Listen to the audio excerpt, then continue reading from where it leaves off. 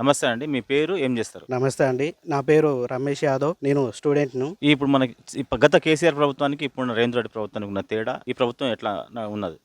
అంటే గత ప్రభుత్వంలో ఉన్నటువంటి కేసీఆర్ గారు మనకచ్చేసి రైతులకచ్చేసి రైతు బీమా అనే పథకం పెట్టాడు. అదేవిధంగా రైతు బంధు అనే పథకం కూడా పెట్టాడు. ఇప్పుడు ఆ రైతు బంధు అనేది ఇన్స్పిరేషన్‌గా తీసుకొని మన కేంద్ర ప్రభుత్వం కూడా ప్రధానమంత్రి కిసాన్ యోజన అనే పథకం పెట్టి కూడా ఏయడం జరుగుతుంది. అయితే ఇప్పుడు గత ప్రభుత్వం ఏం చేసిందంటే 10,000 ఏయడం జరిగింది. ఇప్పుడు రేవంత్ రెడ్డి గారు అధికారంలోకి రావడానికి ముందు నేను 15,000 ఏస్తాను అని చెప్పడం జరిగింది. అది ఆ 15,000ని ఇప్పుడు రేవంత్ రెడ్డి గారు 15,000 కాస్త 12,000 చేశాడు. ఆ 12,000 అయినా సరే ఇన్ టైంకి వేస్తున్నా అంటే ఇంతవరకు వేయడం లేదు. దానివల్ల రైతులు చాలా బాధపడడం జరుగుతుంది. అదేవిధంగా రైతు బీమా గత ప్రభుత్వంలో ఒక రైతుకు కనీసం ఒక గుంట భూమి ఉన్నా కూడా రైతు బీమా అనేది 5 లక్షలు వచ్చేది. ఇప్పుడు ఆ రైతు బీమా అనేది అసలు దేవుడు ఎరుగు.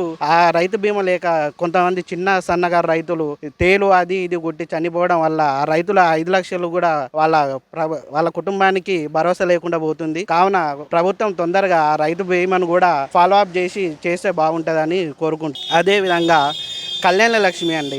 గత ప్రభుత్వంలో కేసీఆర్ గారిని ఎవరు అడగలేదు. అడగకుండా కూడా అతను కళ్యాణ లక్ష్మి అని 35,000 నుండి 50,000, 50 నుండి 75, 75 నుండి 1,00,000 చేయడం జరిగింది. ఇప్పుడు రేవంత్ రెడ్డి గారు ఎలక్షన్లలో మీకు 1,00,000 రూపాయలతో పాటు తులం బంగారం ఇస్తామని చెప్పడం జరిగింది.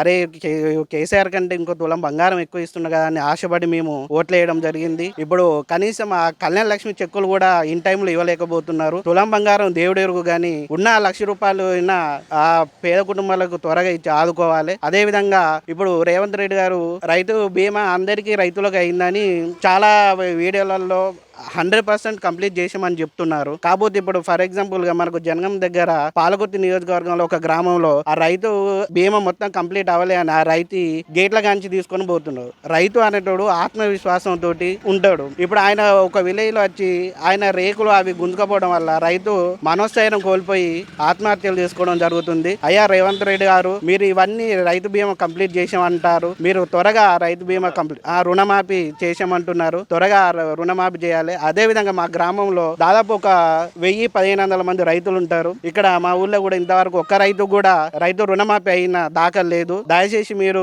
మా ఊరు రైతులను కూడా పట్టించుకొని రుణమాఫీ అయ్యేటట్టు చూడాలని కోరుకుంటున్నాం.